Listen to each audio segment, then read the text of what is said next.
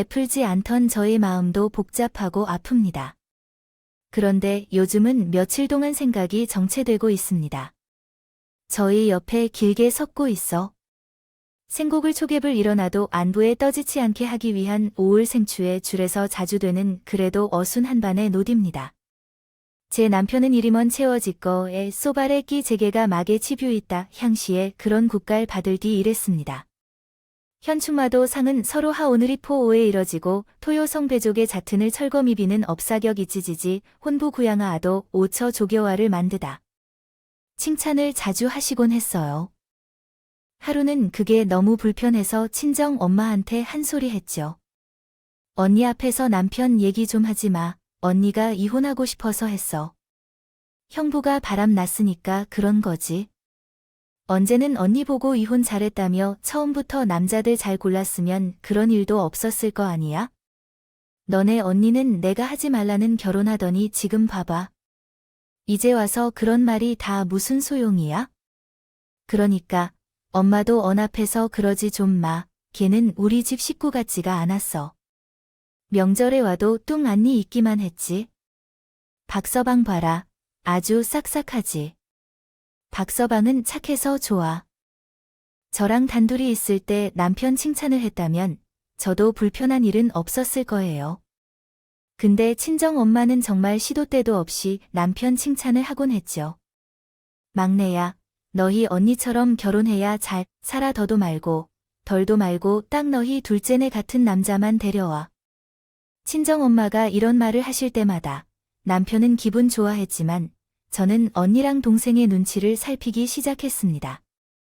저는 세 자매 중 둘째였는데 언니랑은 2살 차이가 나고 동생이랑 1살 차이가 났어요. 다 비슷비슷한 나이인데도 불구하고 결혼 생활을 하고 있는 건 저 하나밖에 없었죠. 언니는 결혼한 지 3년 만에 이혼을 선택하게 됐고 동생은 결혼 생각도 하지 않고 혼자만의 생활을 즐겼어요. 그러다 보니 매번 친정 엄마는 언니랑 동생한테 저에 대해 얘기를 하시며 제 남편 같은 사위를 데려오라고 하셨어요. 만약 큰언니가 재혼을 했거나 막내가 남자를 데리고 왔었다면 이렇게까지 되지 않았을 것 같은데 결국 친정 엄마가 돌아가시기 전까지 사위는 제 남편 하나였습니다. 상황이 이렇다 보니 몇 년 전 친정 아버지가 아프셨을 때 그리고 친정 아버지 장례식을 했을 때도 친정 엄마는 남편을 칭찬하는 말을 많이 했어요. 우리 박서방 없었으면 어쩔 뻔했어? 자, 노릇하느라 고생이 많았지. 우리 다 고생했지.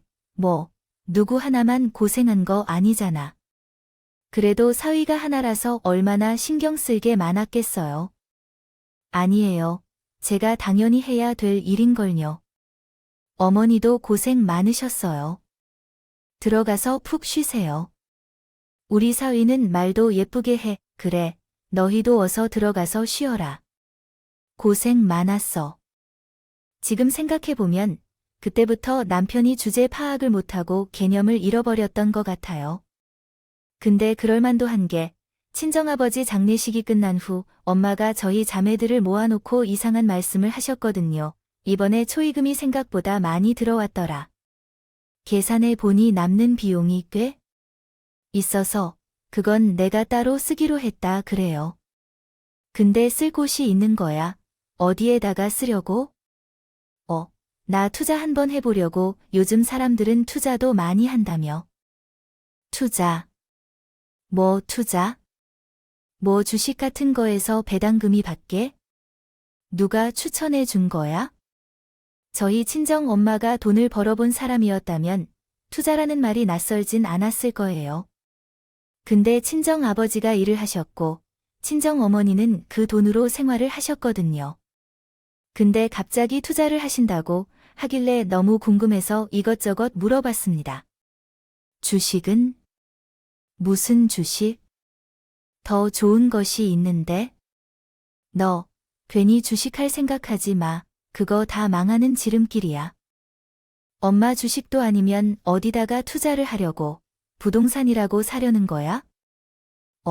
우리 박서방 한정식 것도 적은 돈이 아닌데 2억이나 되는 돈을 사업 자금으로 보태다 소리에 저는 안 된다고 하면 말렸습니다. 아니, 2억이나 되는 돈을 왜 우리 남편한테 보내? 그건 말도 안 되지. 아니, 내도 내가 쓴다는데 내가 왜 안 된다고 난리야? 언니, 엄마 좀 말려봐. 그건 아니잖아. 몇백만 원도 아니고 2억이나 되는 돈에 우리 남편한테 보낸다는 게 말이 돼? 저는 물론이고 언니나 동생 역시 저랑 똑같은 생각을 할 거라 생각했어요. 그래서 엄마 좀 말라는 의미로 눈짓을 보냈습니다. 근데 제가 생각한 것과는 다른 반응을 보이기 시작했어요. 왜 난 괜찮은 생각 같은데, 매제 성실하게 하고 사업하면 잘할 것 같은데 왜 그래? 형부가 우리 집에도 잘하고, 엄마 말대로 우리 집안 남자 노릇도 톡톡히 했잖아. 엄마 여유 있으시니 도와주는 것도 나쁘지 않지? 왜 너가 못하게 말려? 오히려 너가 우리한테 남편 잘할 테니 믿어달라고 해야 되는 거 아니야? 언니랑 동생도 남편한테 사업 자금을 보내 주는 것에 동의를 하며 해주잔 식으로 말하기 시작했어요. 그때만 하더라도 남편이 우리 집에 참 잘하긴 했거든요. 친정아버지가 아프셔서 잘 움직이지 못할 때도 남편이 꼬박꼬박 가서 친정아버지 모시고 병원도 다니고 언니나 동생이 밤늦게 다니면 데리러 가기도 했었어요. 그러다 보니 저희 친정에서는 남편에게 고마워했고 남편 시정에 예을 받으니 더 잘했습니다. 그래서 저 역시 시계 잘하려고 자주 연락도 드리고 날씨가 좋으면 모시고 여행도 다니곤 했어요. 그러다 보니 아무리 남편이 우리 친정에 잘한다고 해도 2억이라는 돈을 남편에게 준다는 건 아무리 생각해도 아닌 것 같더라고요. 그래서 친정 엄마한테 이은 아닌 것 같다고 말씀드렸더니 벌써 남편한테 보냈다고 하시더라고요. 그래서 남편한테 엄마한테 받은 돈에 대한 얘기를 시작했습니다. 엄마가 당신 사업자금 하라고 2억을 보내셨다면 근데 당신 그 2억 다 쓰려고 돈이야. 뭐 많으면 많을수록 좋으니까. 근데 왜 우리 엄마 너우 자금도 있는 돈이라 아무리 생각해도 2억은 너무 많은 것 같아. 절반 정도만 는 걸로 해. 절반은 엄마에게 돌려드리자. 장모님이 내 사업에 투자한 건데 왜 당신이 절반을 어머니께 보내라 말아요? 당신은 그 돈을 혼다 받고 싶어. 그리고 엄마 말 들어보니까 투자하는 형식으로 당신한테 보태준다고 했다며. 그래도 나중에 갚아야 되는 거 알지? 제 입에서 돈을 갚아야 한다는 말이 나오니 남편 겁이 나봐요. 1억과 2억의 차이는 꽤 크니까요. 그렇게 남편과 한참은 실랑이를 벌이다가 결국 1억은 친정 엄마한테 돌려드리게 됐어요. 그리고 차용증도 쓰기로 했죠. 남편은 무슨 가족끼리 차용증이 했지만 가족 사이에서도 돈 거래는요. 하는 게 아니라고 하잖아요. 적은 돈도 아니다 보니 저는 혹시 마음에 차용증을 쓰자고 했고 남편 역시 투덜거리며 알겠다고 했습니다. 그렇게 남편이 사업을 시작한 지 얼마 안 돼서 안 좋은 일이 생겼어요. 남편 사업에 대한 것이 아닌 시댁의 일이었습니다. 예상이라도 한 일이었다면 그렇게까지 충격적이지 않았겠지만 남편과 저는 물론이고 신 또한 예상치 못하게 부모님이 돌아가시게 됐어요. 안 좋은 소식은 정말 예고도 없이 찾아오더라고요. 저희 친정 아버지가 돌아가신 지 1년도 안 돼서 시부모님께서 갑작스럽게 교통사고를 당하게 됐거든요. 시부모님이 여행 가신다고 했던 날 밤에 갑자기 병원에서 전화가 왔고 남편과 저 둘 다 잠에 전화를 받아 잠옷 위에 대충 잠바만 걸치고 원으로 달려갔습니다. 빨리 갔다고 생각했는데도 불구하고 시부모님 두 분은 저희를 기다리지 못하시고 결국 곁을 떠나게 되셨습니다. 뒤늦게 도착한 신이도 그 소식을 듣고는 바닥에 주저앉아 울기 시작했고 남편은 시누이 챙기느라 정신이 없어 보이길래 이번엔 제가 남편에게 도움이 되고자 시부모님 장을 준비했. 친정아버지 장례 같은 경우는 언니와 동생 그리고 남편까지 있으니 어렵진 않았는데 이번엔 저 혼자인 모든 과정을 챙기려고 하니 힘든 부분이 많이 있었지만 갑자기 부모님을 잃은 남편과 신우가 저한테 와서 고맙다는 인사를 건넸습니다. 언니, 감사해요. 갑작스럽게 부모님 돌아가셨다는 연락받아서 어떻게 해야 될지도 몰랐는데. 아니에요. 아가씨랑 저희 남편은 경험이 없을 것 같기도 하고, 저희 친정 아버지 보낸 지 얼마 안 돼서 힘들진 않았어요. 아가씨, 고생 많으셨는데 어서 가서 쉬세요. 언니, 제가 도움이 될 일이 있을지 모르겠지만 나중에 도움 필요하면 연락 주세요. 그래도 신우는 갑작스러운 시부모님의 사고를 잘 극복하려고 하는 것처럼 보였지만 남편이 많이 힘들어했어요. 하루는 술을 잔뜩 먹고는 저한테 자기는 이제 고하라 소리를 늘어놓기 시작했거든요. 이제 나는 혼자야. 기댈 사람이 하나도 없어.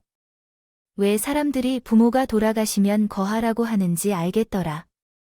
무슨 소리야. 나도 있고 우리 엄마도 당신 많이 예뻐하잖아. 그러니 당신한테 사업 자금하라고 돈도 보내주셨지. 남편은 제 말을 듣고는 별다른 대답을 하지 않았어요. 시간이 지나면 괜찮아지겠지 싶었는데 연달아 저희 친정엄마가 위암에 걸린 사실은 알게 됐습니다. 안 좋은 일은 왜 이렇게 연달아 일어나는지? 시부모님 장례를 치른 지 얼마 안 돼서 친정엄마한테 큰 병이 생기니 저 또한 마음에 돌덩이가 있는 것처럼 무거워졌습니다. 저희 친정엄마가 아프단 소식을 듣자마자 남편이 조금씩 변하기 시작했어요. 하루는 친정어머니를 모시고 같이 병원에 가자고 하니 남편이 저를 흘겨보며 자기가 왜 가야 되냐고 물어보더군요. 내가 거길 왜 같이 가나? 나 말고 처형도 있으시고 처제도 있잖아. 왜 맨날 나를 못 부려먹어서 하는 거야? 뭐, 우리가 언제 당신을 부려먹었어? 그리고 당신이 힘들면 이번에 같이 가는 거 힘들 것 같다. 고 말하면 되는 거지. 꼭 그런 식으로 말을 해야 돼. 내가 아는 사업 상황 안 좋아서 정신 없으니까.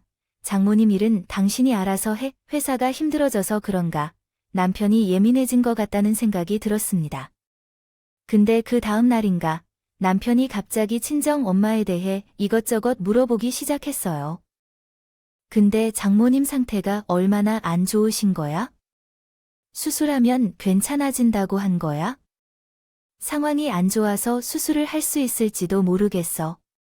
엄마 몸이 약해지시는 한편 사업에 정신이 없다고 애를 쓰는 엄마를 돌보기로 한 나는 나름대로 최선을 다하고 있습니다.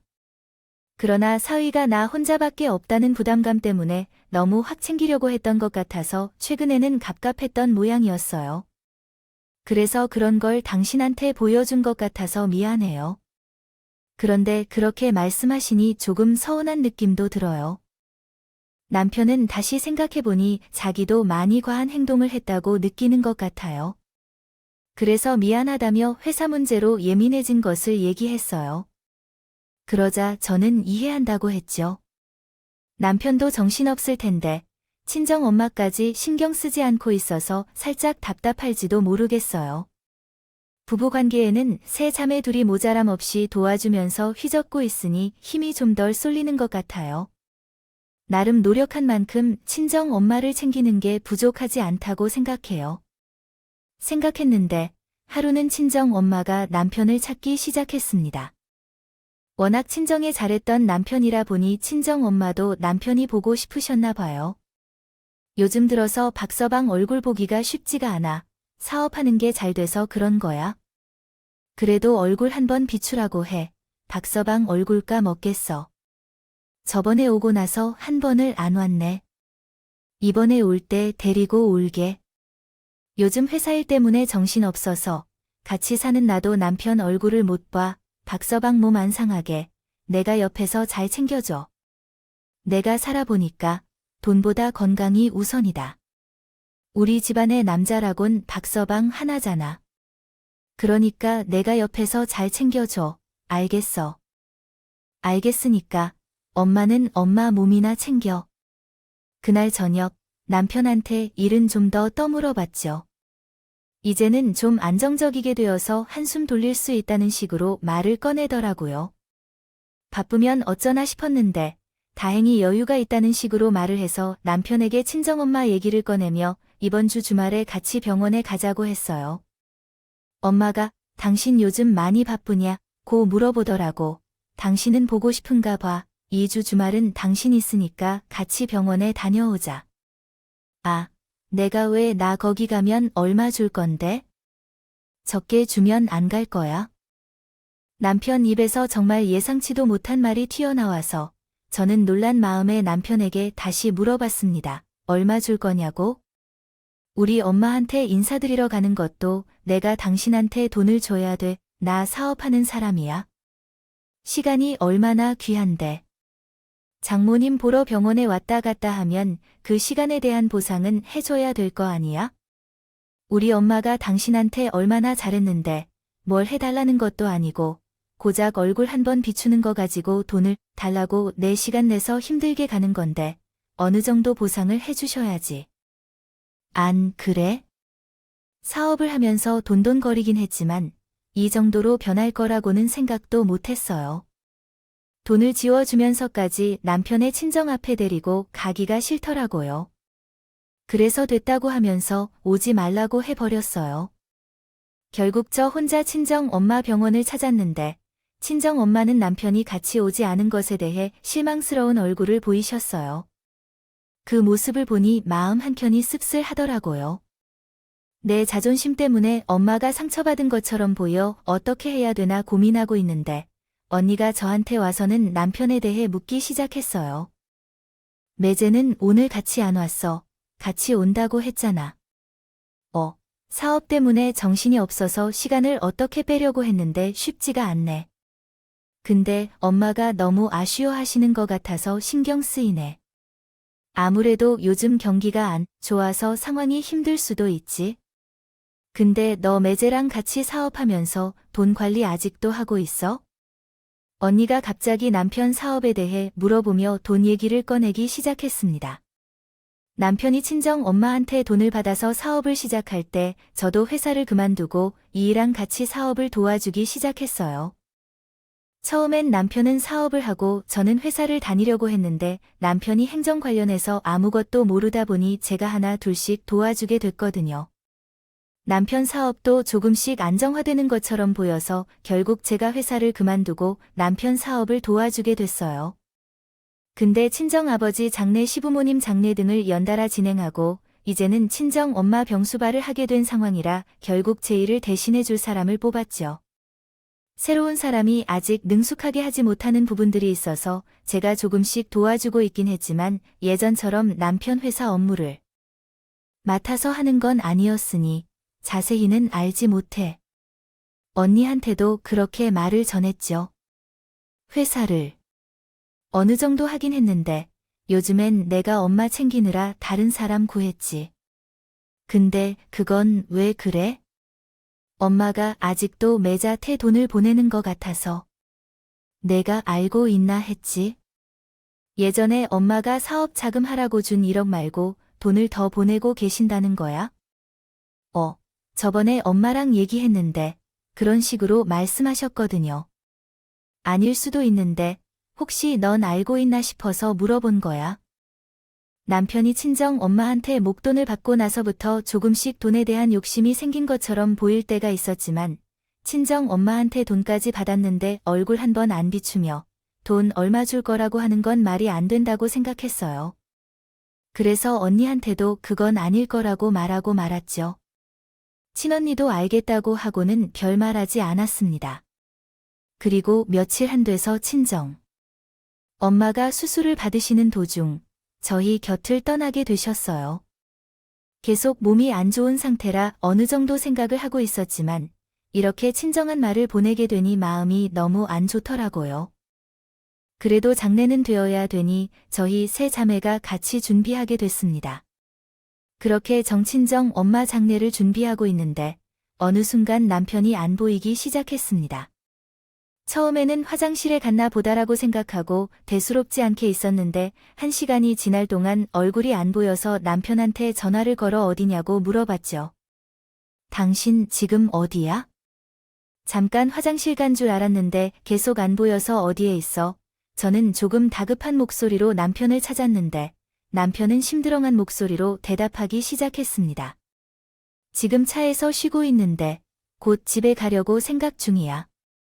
뭐, 지금 엄마 장례 치르고 있는데 당신이 왜 집으로 빨리 들어오지 않았어? 이제 손님들이 많이 들어와서 정신이 없어. 무슨 소리를 하는 거야? 사위 노를 필요하면 돈을 보내. 돈을 보낸 만큼 나가서 해줄 테니까. 다른 날도 아니고 친정 엄마 장례식 날까지 돈 타령할 줄은 생각도 못했어요. 이 사람이 드디어 돈에 미쳤구나 싶은 생각이 들었지만 이젠 정말 안 되겠다는 생각도 동시에 들었습니다.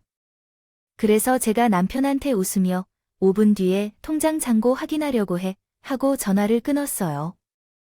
그리고 가져온 노트북을 꺼내고 돈을 보냈습니다.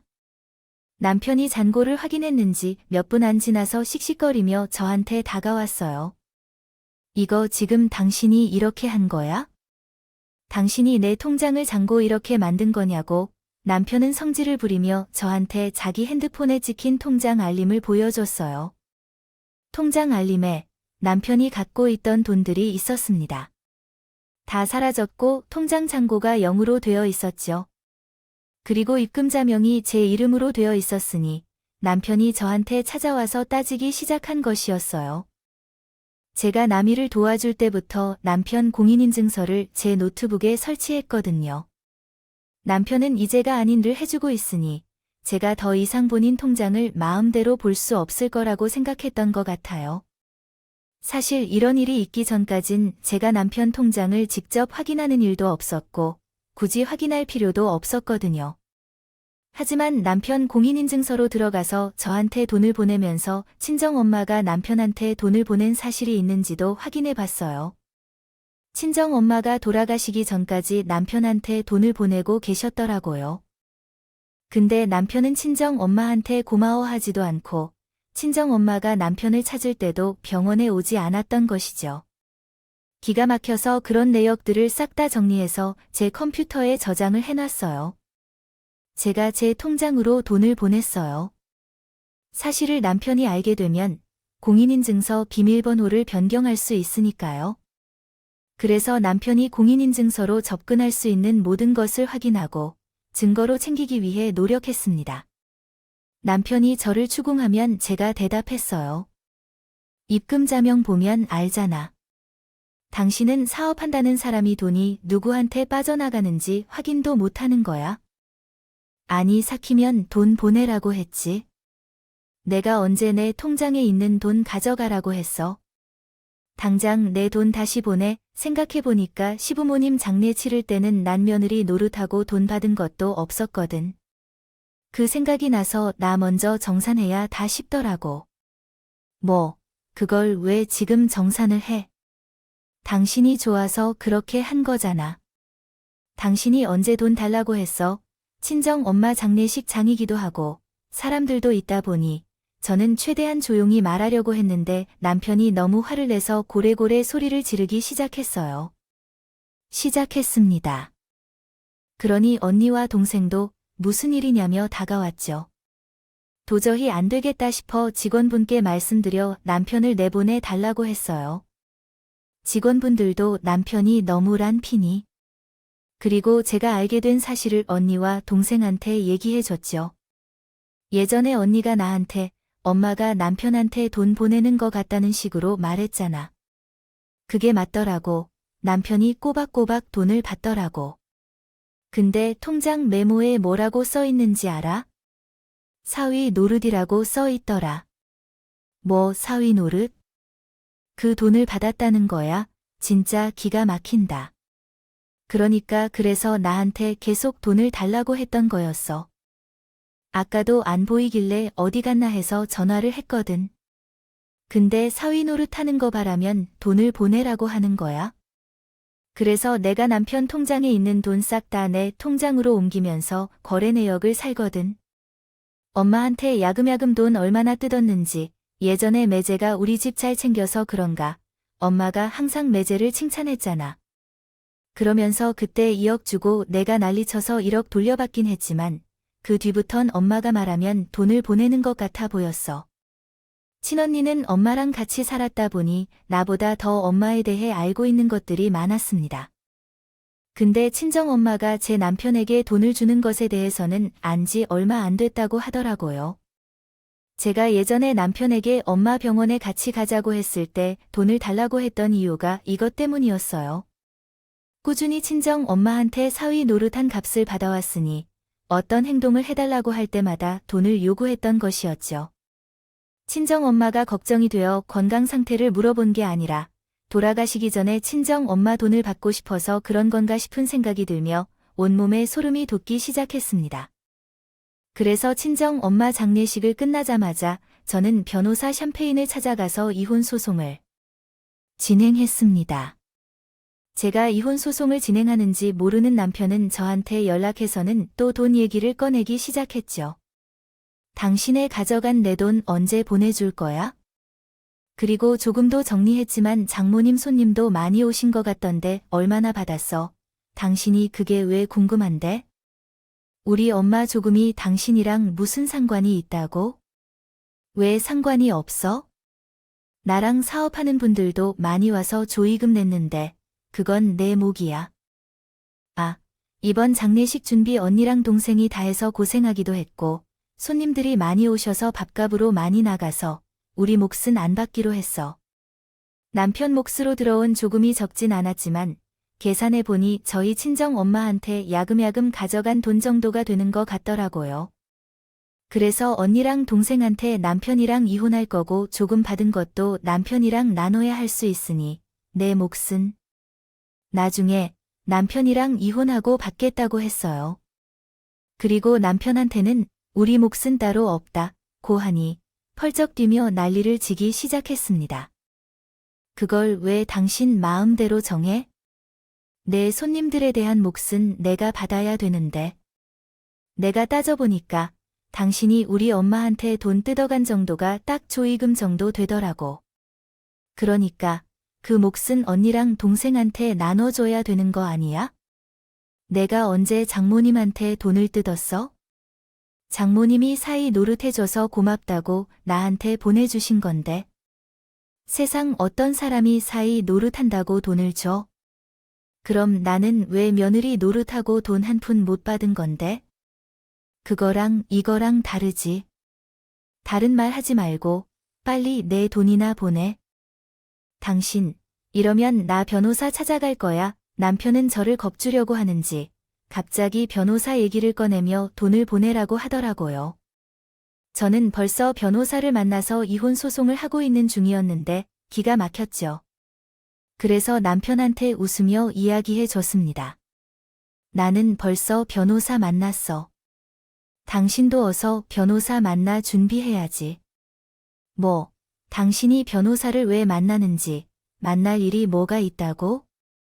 당신이랑 이혼할 거니까 만났지. 딱 봐도 우리 하부는 어려울 거 아니야. 그래서 변호사 만나서 소장 작성했고, 조만간 당신 앞으로 도착할 거야.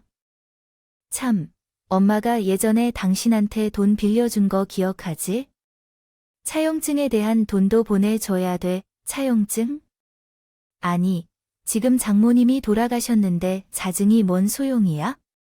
는 친정엄마가 돌아가시면서 자기가 갚아야 될 1억 또한 사라질 거라고 생각했겠죠. 근데 예전에 연희한테 친정엄마가 남편한테 돈을 보낸다는 소리를 듣고 혹시 몰라 남편이랑 작성한 채권에 대한 양도를 할 수 있는 방법을 알아봤거든요. 친정엄마는 무슨 이렇게까지 하냐고 하셨지만 제가 회사 일을 필요한 것이란 식으로 돌려대며 친정엄마를 설득해서 친정엄마는 남편 회사 일이 하니 알겠다고 하며 남편과 작성한 차용증에 대한 권리를 저에게 양도해 주셨죠. 저도 이걸 이렇게 쓰게 될 것이라곤 생각도 못했지만 그렇게 해놓길 잘했다고 생각했습니다. 남편은 생각지도 못하게 이혼 소송에 대한 소식과 차용증에 대한 말을 한 번에 듣게 됐죠. 막 당황하면서 그걸 왜 자기가 갚아야 되냐고 해서 제가 친절히 얘기해 줬어요. 당신이 그렇게 나올 것 같더라. 그래서 내가 그 채권 양도 받았어. 이게 그 양도 계약서 분이니까 변호사 만나러 갈 때 가져가. 당신이 나한테 이 돈까지 보내줘야 되거든. 재산 분할이 한 번에 보내줘야 당신도 편하고 나도 편할 거 아니야. 이것도 따라하고 싶으면 따로 해도 되고, 남편은 제가 건넨 양도증 보더니 저와 서류를 번갈아 보기 시작했어요. 그리고 갑자기 무릎을 꿇으며 한 번만 용서해 달라고 하더군요. 내가 계속 돈 달라고 해서 그런 거야? 그래서 당신 기분 안 좋아서 이러는 거야? 내가 다 잘못했어. 요즘 회사 사정이 안 좋아서 내가 계속 돈도 냈던 거야? 미안해. 네, 다신 안 그럴게. 그럴 수 있지? 근데 이제 나랑 그런 거 상관없고, 난 당신한테 받을 돈만 받으면 돼. 내가 얼마나 힘들게 사업하고 있는지 당신 알잖아. 그리고 우리 회사 돈도 별로 없어. 당신이랑 재산 분할할 돈도 없어. 그건 변호사분들이 알아서 해주실 거고. 참고로, 나 당신이랑 조정하거나 합의할 생각 없어. 어떻게든 소송으로 할 거거든. 이제 와서 못 팔아서 현금으로 만들 생각하지 마. 어차피 내가 다 가압류 걸어놨거든.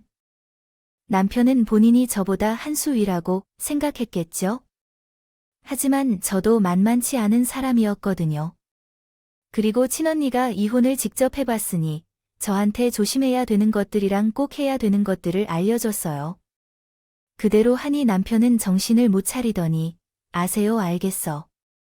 그럼 당신이 해달라고 한 대도 해줄 테니까 이혼 소송만 하지 말고 그냥 비로하자. 어이, 집 당신이 가져 그럼 되는 거지. 아니, 난 당신이랑 합의할 생각이 없어. 소송 끝까지 가서 내가 받을 수 있는 돈 다 받아낼 거야. 회사 사장이 소송하고 있다는 소문 나면 회사 이미지도 안 좋아지고 계약 따는 것도 어려워진다 말이야. 그 정도 당신이 이해해 줄 수 있잖아. 우리가 이렇게 이혼하더니 했었잖아.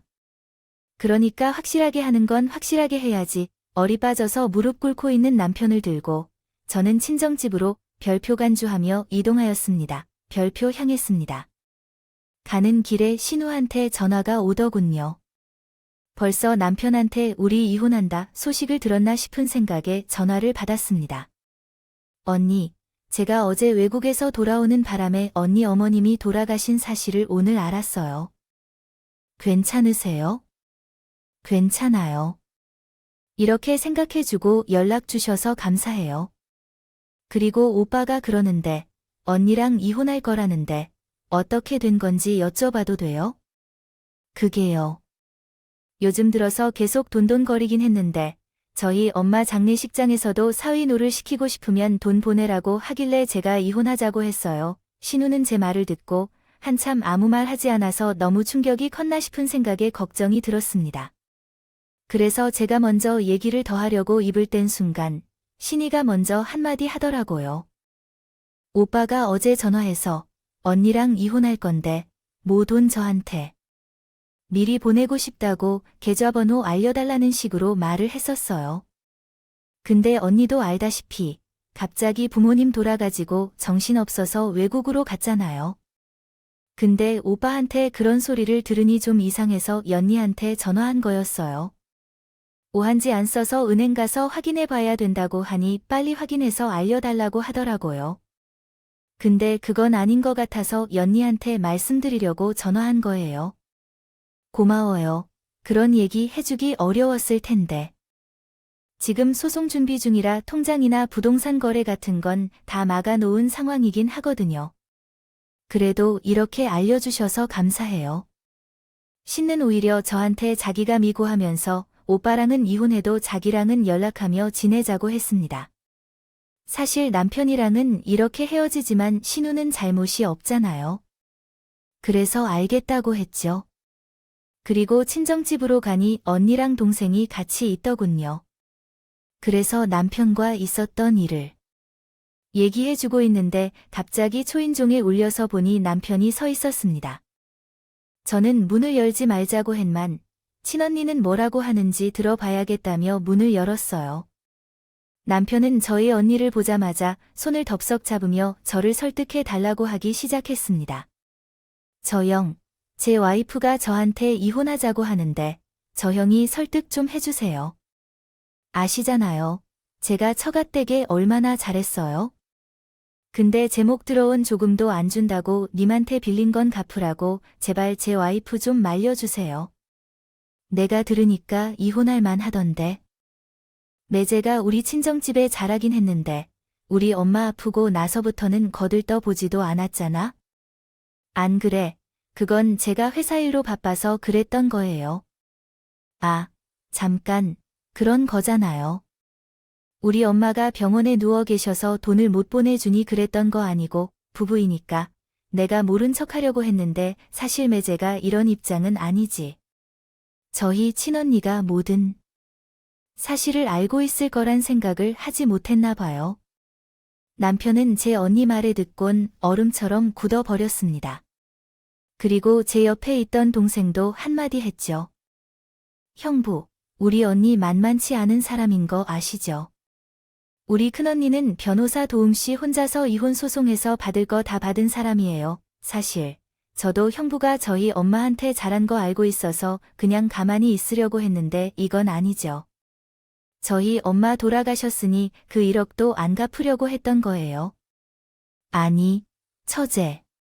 그게 아니라 갚을 생각이었지. 근데 내 와이프가 내 통장에 있는 돈도 가져가 놓고 나한테 돈 달라고 하는데 내가 돈이 어디여서 그걸 보내주겠어? 아, 그 사위 노릇하고 싶으면 돈 보내달라고 했던 거요.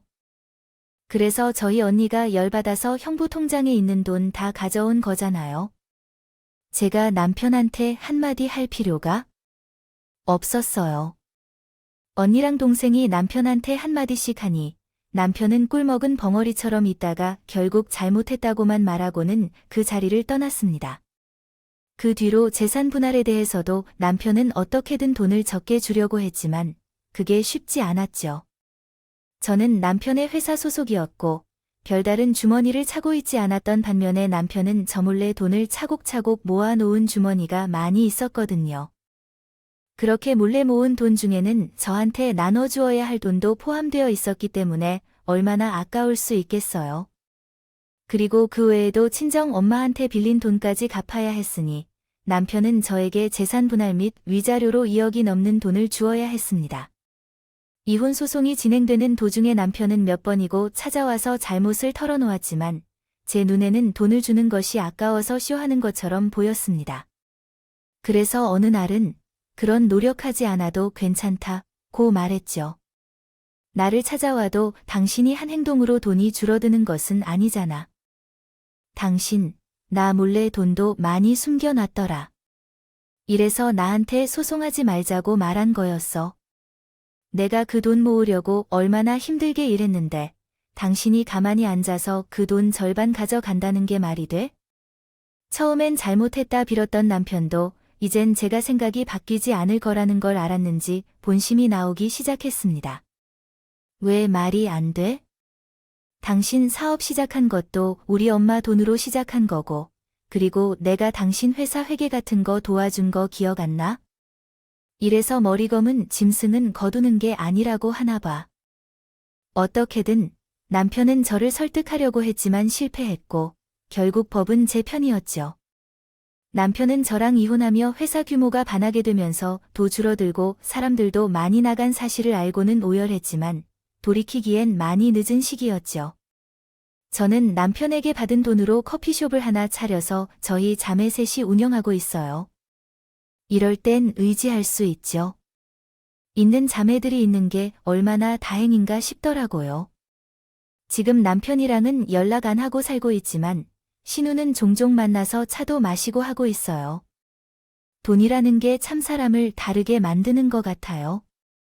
남편이 원래 그런 사람이었는지 모르겠지만 한편으론 안타까운 마음도 드는 것 같아요. 제 사연을 들으시는 분들도 세상 살며 어떤 일이 생길지 모르니 2번, 3번 확인하고 준비하시길 바랍니다. 감사합니다. 오늘도 저희 채널에 와주셔서 감사드립니다. 더 좋은 이야기로 찾아뵙겠습니다.